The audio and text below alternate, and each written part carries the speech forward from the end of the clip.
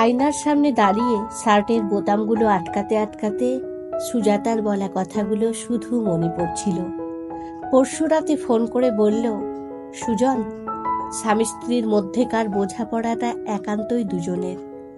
প্রতিবেশী, আত্মীয়, শ্বশুর শাশুড়ি, বাবা মা যেই হোক, দুজনের মধ্যে মধ্যস্থতা করে কখনোই মনের মিল ঘটাতে পারে না। আর যাই হোক, মিটিং মিছিল করে সংসার হয় না। ব্যক্তিগত সমস্যা ব্যক্তিকেই মেটাতে হয়, একে অপরের পাশে থাকতে হয়। একটা দীর্ঘশ্বাস ফেললাম। হয়তো আজকেই সবটা শেষ করার সিদ্ধান্ত নিতে হবে। এভাবে আর চলছে না, এভাবে চলতে পারি না। আমি সুজন, পেশায় স্কুল টিচার। 1 বছর হলো বিয়ে হয়েছে সুজাতার সঙ্গে। ও এখনো পড়াশুনো করছে, এমএসসি রানিং। আমার বাবা মায়ের মধ্যে সেপারেশন হয়ে গেছে যখন আমার বয়স মাত্র 4 বছর। সেই থেকে মা একাই অনেক লড়াই করে আমাকে মানুষ করেছে, মাথা গোজার ঠাঁই করেছে, পড়াশুনো শিখিয়েছে, পায়ের নিচের জমিটা শক্ত করতে শিখিয়েছে। স্বামী সংসারহীন জীবনে আমি একমাত্র অবলম্বন ছিলাম বলে অন্য মায়ের তুলনায় আমার মায়ের আমার প্রতি প্রত্যাশাটা বরাবরই একটু বেশি। আমিও ছোট থেকে মায়ের কষ্ট দেখে এসেছি বলে মাকে কষ্ট দিয়ে কিছু কথা কোনোদিনও বলিনি।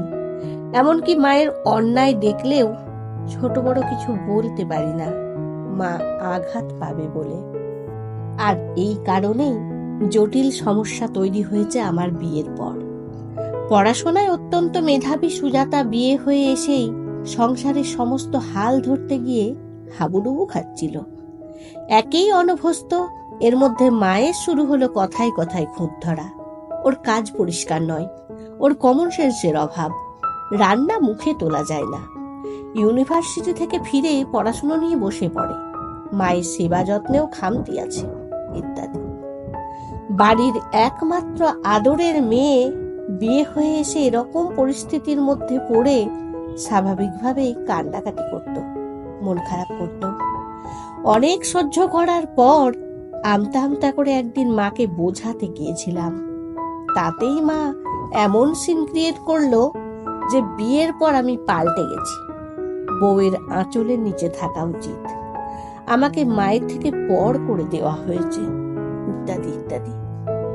আমি ভাবলাম আমি কথা বললে সুজাতার দুর্ভোগ আরো বাড়বে। আমি তারপর থেকে একদম চুপ হয়ে গেছি। একটু মানিয়ে নাও বলে বারবার সুজাতাকে কনভিন্স করার চেষ্টা করেছি। কিন্তু শিক্ষিতা, আত্মসম্মানী একটা মেয়ে প্রত্যহ অশান্তির জ্বালায় চলে গেছে। শেষ 2 মাসও বাপের বাড়িতেই রয়েছে। আমাদের নিয়মিত দেখা হয়, ফোনে মেসেজ, কথা হয়, কিন্তু এখানে ফেরার নামগন্ধও করছে না। আমিও সুখের চেয়ে শান্তি ভালো বলে কিছু বলছি না। আমাদের মধ্যে এই নিয়ে অশান্তি টানাপোড়েনও চলছে। তাই আজ রবিবার সুজাতাদের বাড়িতে সুজাতা এবং ওর বাবা মায়ের সঙ্গে আলোচনায় বসার কথা হয়েছে। এখান থেকে আমি আর মা যাচ্ছি। এখন প্রায় বেলা 2:30 বাজতে চলল। এ কথা ও কথা পারস্পরিক দোষারোপের পালা এখনো শেষ হলো না। বিরক্ত লাগছে, মনে হচ্ছে সত্যি আর এ সম্পর্ক আর জোড়া লাগার নয়। এমন সময় আমার মা বলে উঠল, মেয়েকে শুধু বইয়ের শিক্ষা দিলে হবে? পুঁথি পড়ে কি সংসারে তাল দেওয়া যায়? মেয়েকে শ্বশুর বাড়িতে ভালো করে মানিয়ে চলার শিক্ষাটা দিতে হয়। কথাতেই আছে, শ্বশুর বাড়ি বড় কঠিন জায়গা। আমার উপর কি ভর করলো কে জানে। হঠাৎ উঠে দাঁড়িয়ে বললাম, শ্বশুর বাড়ি জায়গাটা কঠিন নয় মা, তোমরাই একে কঠিন করে তোলো। রান্নায় নুন কম হলে, তেল বেশি হলে বললেই তোমার খারাপ লেগে যায়। বলো, এত কষ্ট করে রান্না করলাম, একটু মানিয়ে নেওয়া যায় না? অথচ ওই মেয়েটার কোনো কিছুই কি তুমি মানিয়ে নেওয়ার চেষ্টা করেছো? শিখিয়ে দেওয়ার চেষ্টা করেছো? ও হয়তো সবটা পারতো না, কিন্তু চেষ্টা তো করতো। আর তুমি সব সময় খুঁত ধরে ধরে খিটখিটে মেজাজে কথা বলে বিশ্রী পরিবেশ তৈরি করেছ, আর আমার মন দিয়েছ বিষিয়ে।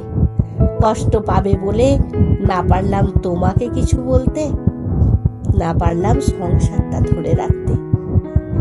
এখানে থাকলে না মেয়েটা শান্তি পাবে, না আমি। সরি মা, আজ তো সবই শেষ হয়ে গেল, তাই কথা কটা আপনা হতেই বের হয়ে এলো। আমার সংসার ভাঙার জন্য তুমিই দায়ী। শুনতে খারাপ লাগলেও এটাই ঠিক। সুজাতা আর ওর মা বাবা বিস্ফারিত চোখে তাকিয়ে আছে আমার দিকে। মা কিন্তু অদ্ভুত রকম শান্ত মৃদু হেসে ব্যাগ থেকে একটা কাগজ বের করে বলল, তাহলে আইনের কাজ পাকা করে রেখে যাই, সেটাই ভালো হবে, তাই না? দুজনেই সই কর। কি একটা জেদ চেপে গেল। কি লেখা আছে দেখলাম না, পড়লাম না, ঝাপসা চোখে দিলাম সই করে। দেখলাম সুজাতাও খুব কাঁদছে।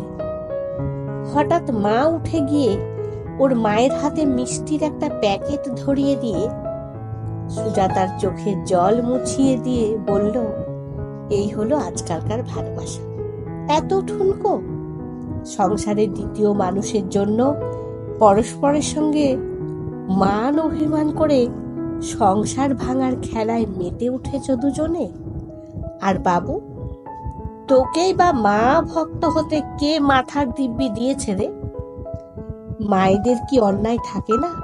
মায়েরা কি ভিলেন হতে পারে না? তুই স্কুল মাস্টার হয়ে নিরপেক্ষ বিচার করে প্রতিবাদ করবি, এটাই তো উচিত।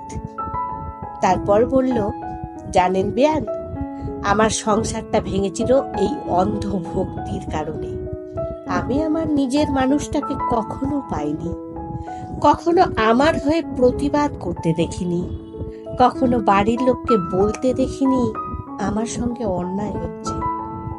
এরকম মেরুদণ্ডহীন মানুষের সাথে থেকে লাভ কি বলুন? তাই ঠিক করেছিলাম আমার ছেলে যেন অন্তত বউয়ের পাশে দাঁড়িয়ে ঠোঁট জোড়া খুলতে পারে। আমি শুধু হতভম্বের মতো বললাম, তাহলে এই কাগজটা? মা হো হো করে হেসে বলল, হতভাগা, শুধু লোক দেখিয়ে বিয়ে করলে হবে? আসল বিয়েটা তো করতে হবে। এতদিনে তুমি বিয়ের উপযুক্ত হয়েছ, একজন মেয়ের দায়িত্ব নিতে শিখেছ। এটা হলো তোমাদের বিয়ের রেজিস্ট্রি ফর্ম, কাল গিয়ে অফিসে জমা দিয়ে আসবে। সুজাতা চোখের জল মুছতে মুছতে বলল, এত নিখুঁত অভিনয় একটুও বুঝতে পারিনি মা। কি করে পারলে? মা বলল, ওরে মেয়ে, সংসারটাই তো আসল অভিনয়ের জায়গা। বুড়ো হয়ে গেলাম, এইটুকু পারবো না? যত হোক পুরনো চাল তো ভাতে বাড়ে। কলমে পার্বতী মোদক, কণ্ঠে সোনালী।